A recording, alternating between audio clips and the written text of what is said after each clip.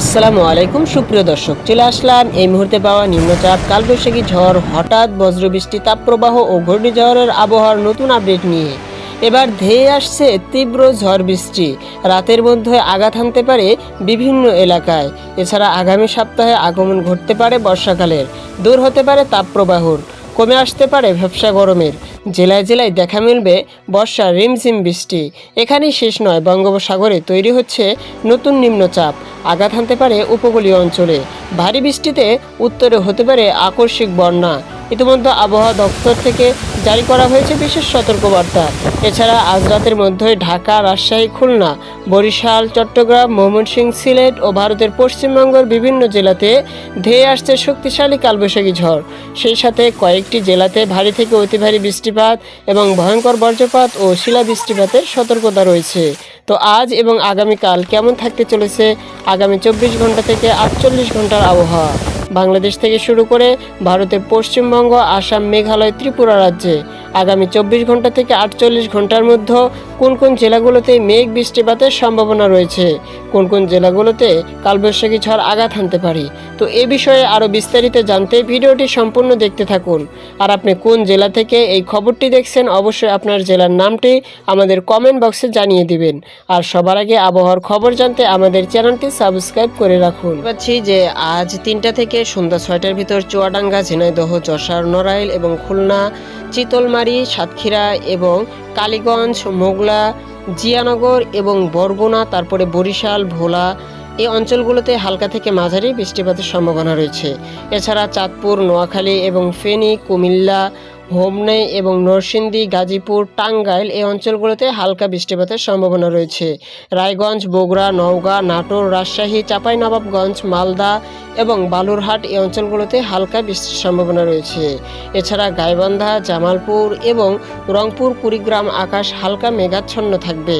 ময়মনসিংহ এবং ভালুকা, কিশোরগঞ্জ, গাজীপুর, নরসিংদী, ঢাকা, হোমনা, আগরতলা, কুমিল্লা, নোয়াখালী, ফেনী এই অঞ্চলগুলোতে হালকা বৃষ্টির সম্ভাবনা রয়েছে। এছাড়া পার্বতী, চট্টগ্রাম, বান্দরবন, থানচি এবং তার আশেপাশের অঞ্চলে আকাশ একটু মেঘাচ্ছন্ন থাকবে।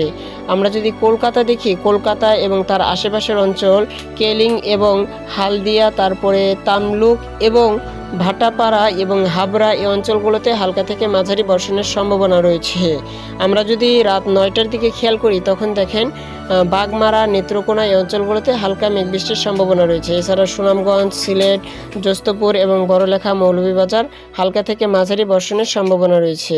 সৈয়দপুর, কুড়িগ্রাম, নীলফামারী, রংপুর এই অঞ্চলগুলোতে আকাশ একটু মেঘাচ্ছন্ন থাকবে, গুড়ি গুড়ি বৃষ্টির সম্ভাবনা রয়েছে। এছাড়া কোথাও আর মেঘ বৃষ্টির তেমন সম্ভাবনা নেই। আমরা যদি শুক্রবার রাত 2টার দিকে খেয়াল করি, তখন দেখেন থানচি এবং আলিপুর এই অঞ্চলগুলোতে হালকা থেকে ভারী থেকে অতি ভারী বর্ষণের সম্ভাবনা রয়েছে। আর নাগেশ্বরী, লালমনিরহাট, কালীগঞ্জ এবং ডিমলা এই অঞ্চলগুলোতে দেবীগঞ্জ হালকা থেকে মাঝারি মেঘ বৃষ্টির সম্ভাবনা রয়েছে। বোদা এবং পঞ্চগড় হালকা বৃষ্টির সম্ভাবনা রয়েছে। এছাড়া আর কোথাও মেঘ বৃষ্টির তেমন সম্ভাবনা নেই। এদিকে যদি আমরা সিলেটে দেখি, সিলেট এবং সুনামগঞ্জ, বড়লেখা, মৌলভীবাজার এখানে হালকা বর্ষণের সম্ভাবনা রয়েছে।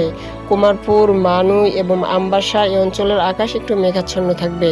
এছাড়া দক্ষিণে চট্টগ্রাম এবং তার আশেপাশের অঞ্চল, হাটহাজারী, ফটিকছড়ি এই অঞ্চলগুলোতে হালকা মেঘাচ্ছন্ন থাকবে আকাশ।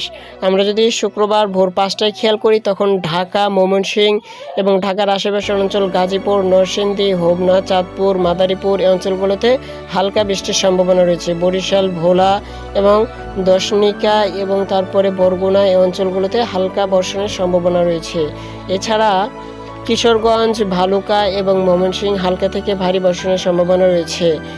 জামালপুর, গাইবান্ধা এবং ডালু, তারপরে বাগমারা, নেত্রকোনা এবং সুনামগঞ্জ, দিরাইল, সিলেট এই অঞ্চলগুলোতে হালকা থেকে মাঝারি বর্ষণের সম্ভাবনা রয়েছে। আমরা যদি শুক্রবার সকাল 8টায় খেয়াল করি, তখন দেখেন ময়মনসিংহ, রাজশাহী এবং নাটোর, রায়গঞ্জ, পাবনা, ঝিনাইদহ, চুয়াডাঙ্গা, যশোর, নড়াইল এই অঞ্চলগুলোতে হালকা থেকে মাঝারি বর্ষণ হতে পারে। গাজীপুর, নরসিংদী, হোমনা, চাঁদপুর, নোয়াখালী, ফেনী এবং কুমিল্লা এই অঞ্চলগুলোর আকাশ একটু মেঘাচ্ছন্ন থাকবে। এছাড়া সিলেটের বড়লেখা, মৌলভীবাজার ও হবিগঞ্জ এই অঞ্চলগুলোতে হালকা বৃষ্টির সম্ভাবনা রয়েছে। আমরা যদি কলকাতায় দেখি, কলকাতা এবং তার আশেপাশের অঞ্চলে হালকা বৃষ্টির সম্ভাবনা রয়েছে। আমরা যদি শুক্রবার দুপুর 12টার দিকে দেখি, ঝিনাইদহ এবং যশোর, নড়াইল, তারপরে সাতক্ষীরা, খুলনা এবং এই অঞ্চলগুলোতে, সুন্দরবনের এদিক দিয়ে হালকা থেকে মাঝারি থেকে অতি ভারী বর্ষণের সম্ভাবনা রয়েছে। বরিশাল, ভোলা, তারপরে হাতিয়া, এই অঞ্চলগুলোতে হালকা বর্ষণ হতে পারে। এছাড়া আমরা যদি বিকাল সন্ধ্যা 6টার দিকে খেয়াল করি, তখন দেখেন বাংলার আকাশ একদম পরিষ্কার। তবে ভারতে সিংড়ি এবং বাঁকুড়া এই অঞ্চলগুলোতে হালকা থেকে মাঝারি মেঘ বৃষ্টির সম্ভাবনা রয়েছে।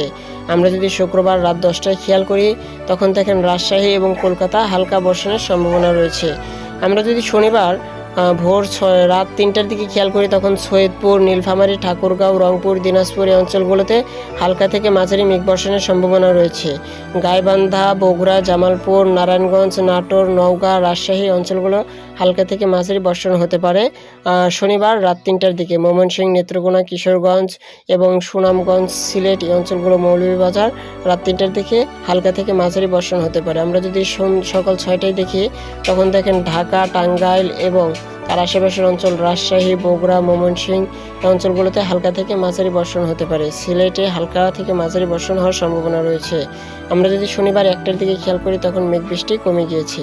তো দর্শক, এই ছিল আবহাওয়ার সর্বশেষ আপডেট। আপনারা আবহাওয়ার সকল তথ্য পেতে আমাদের সঙ্গেই থাকবেন।